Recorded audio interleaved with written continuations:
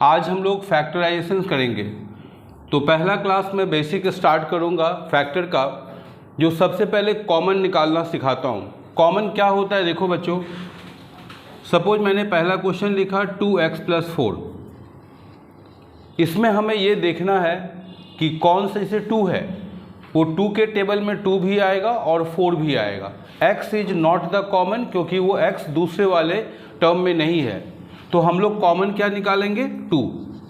एक ब्रैकेट देना है, 2 से 2x को डिवाइड किया, सो 2 और 2 मिल जाता है, तो x लिखेंगे प्लस और 2 से 4 को डिवाइड करेंगे, 2 2 जा 4। तो ये एक आंसर आ गया। समझ में आ रहा है कि क्या होता है कॉमन।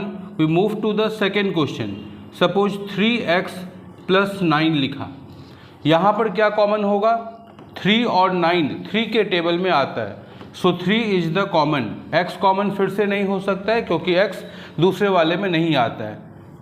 3 और 3 मिल गया, x 3 से 9 को डिवाइड करते हैं, 3 3 जा 9।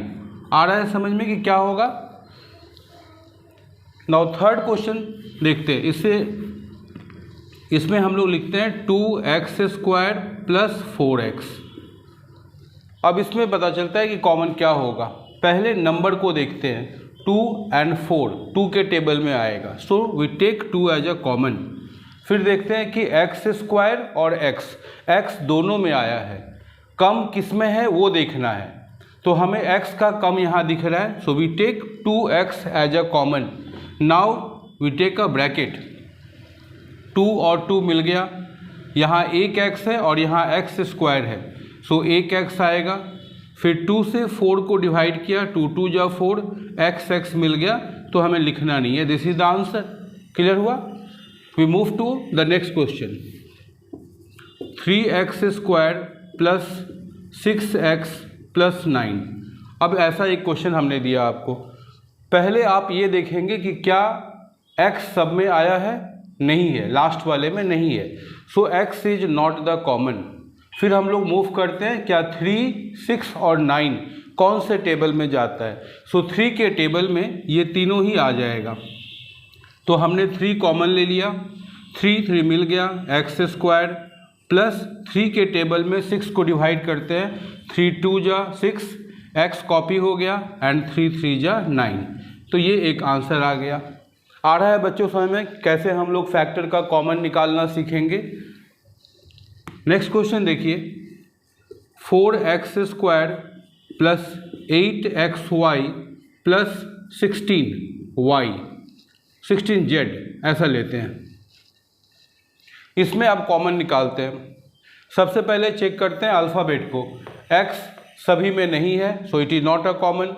y भी सभी में नहीं है, it is not a common. z भी सब में नहीं है, it is not a common. तो अब नंबर की बारी आती है कि नंबर कौन सा कॉमन हो सकता है। 4 8 16 ये 2 के टेबल में जाएगा, 4 के टेबल में जाएगा। तो हम लोग नंबर में क्या करते हैं, 4 को लिखेंगे, बड़े नंबर को लिखेंगे। तो 4 हमने कॉमन ले लिया। नाउ 4 से जब 4x² को डिवाइड करते हैं तो 4 4 मिल गया, x² प्लस 4 से 8 को डिवाइड करते हैं 2, और ये xy कॉपी हो गया, प्लस 4 से 16z को डिवाइड करते हैं, 4 4 जा 16 और z कॉपी हो गया। आ रहा है समझ में सबको कि किस तरीके से हम लोग कॉमन निकाल सकते हैं। तो पावर को भी हमें देखना रहेगा। लास्ट क्वेश्चन कॉमन का एक करते हैं, से 25m² + 50n, 2 ही रखता हूँ। क्या कॉमन हो सकता है इसमें, 25m² + 50n। m तो दोनों में आया नहीं है, m is not a common. n भी दोनों में नहीं आया, सो n is not a common. 25 और 50 कौन से टेबल में जा सकता है, 5 के टेबल में। 25 के टेबल में भी जा सकता है, तो हम लोग कॉमन यहाँ कौन सा ले लेंगे, 25 कॉमन ले लेता हूँ। पुट अ ब्रैकेट, 25 मिल गया, तो क्या बचा, m² प्लस 25 के टेबल में 50 को डिवाइड दिया तो 2 बचा और उसके साथ में n आ गया। So this is the answer, correct. एक ब्रैकेट वाला कराता हूँ, कभी कभी एक ब्रैकेट वाला सम्स भी आता है। से 4z ब्रैकेट में लिखा रहेगा m plus 2n minus 3y ले लेता हूँ यहाँ पर m प्लस 2n, ऐसा एक क्वेश्चन आ रहा है। तो ऐसे ब्रैकेट वाले क्वेश्चंस में हमें क्या देखना होगा, क्या दोनों ब्रैकेट सेम है? यस, m प्लस 2n दोनों में ही आया है। So we take m plus 2n as a common, एक लिखूंगा, और ये जो बाहर ब्रैकेट दिख रहा है हमें, उसे हम लोग क्या करेंगे, एक में लिखते हैं 4z माइनस 3y। आ रहा है समझ में?